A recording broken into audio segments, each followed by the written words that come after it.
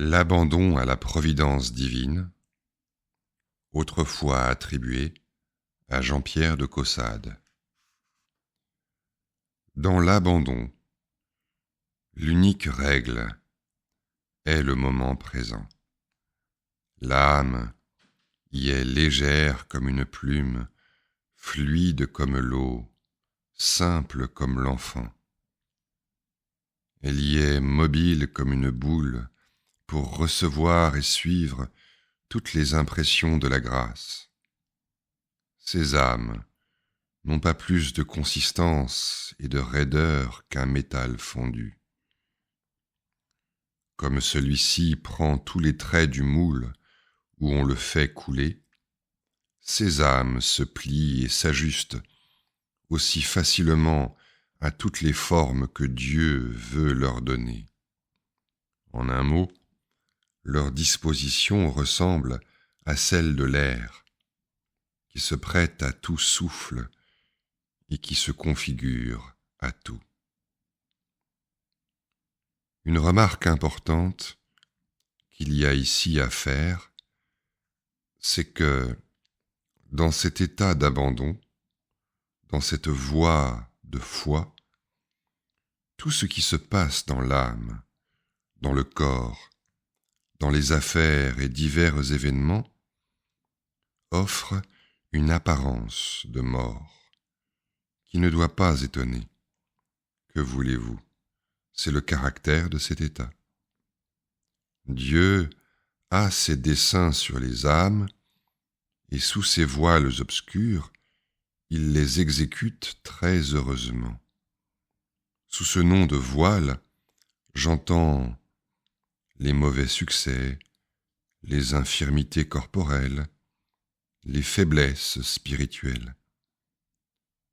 Entre les mains de Dieu, tout réussit, tout se tourne à bien. C'est par ces choses qui désolent la nature qu'il ménage et qu'il prépare l'accomplissement de ses plus hauts desseins. Tout conspire au bien de ceux qui, selon son dessein, ont été appelés à la sainteté. Romains 8, 28. Il opère la vie sous les ombres. Ainsi, quand les sens sont effrayés, la foi, qui prend tout en bonne part, et tout pour le meilleur, est pleine de courage et d'assurance. Comme on sait que l'action divine comprend tout, conduit tout, fait tout, hors le péché, il est du devoir de la foi de l'adorer en tout, de l'aimer et de la recevoir à bras ouverts. Il faut s'y porter avec un air plein de joie, de confiance, s'élevant en toutes choses au-dessus des apparences, qui ne sont de nature qu'à faire triompher la foi. Ce moyen, je vous le donne, d'honorer Dieu et de le traiter en Dieu. Vivre de la foi, c'est donc vivre de joie, d'assurance, de certitude, de confiance en tout ce qu'il faut faire et souffrir à chaque moment par l'ordre de Dieu, quelque secret qu'il paraisse dans cette conduite. C'est pour animer et entretenir cette vie de foi que Dieu fait rouler l'âme et l'entraîne dans les flots tumultueux de tant de peines, de troubles, d'embarras, de langueurs, de renversements. Car il faut de la foi pour trouver Dieu en tout cela. Cette vie divine qui ne s'y voit et ne s'y sent pas, s'y donne à tout moment, d'une manière inconnue, mais très certaine. L'apparence de la mort dans le corps, de la damnation dans l'âme, du bouleversement dans les affaires, sont l'aliment et le soutien de la foi. Elle perce à travers tout cela et vient s'appuyer sur la main de Dieu qui lui donne la vie partout où ne s'offre point la vue du péché évident.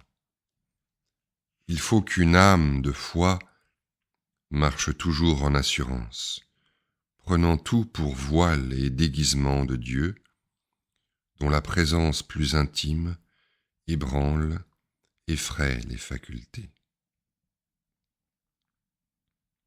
Il n'y a rien de plus généreux qu'un cœur qui a la foi, qui ne voit que vie divine dans les travaux et les périls les plus mortels. Quand il faudrait avaler le poison, marcher à une brèche, servir d'esclave à des pestiférés, on trouve en tout cela une plénitude de vie divine, qui ne se donne pas seulement goutte à goutte, mais qui dans un instant inonde l'âme et l'engloutit.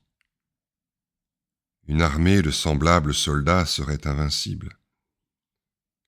C'est que l'instinct de la foi est une élévation de cœur et une étendue au-delà et au-dessus de tout ce qui se présente. La vie de la foi ou l'instinct de la foi est une même chose.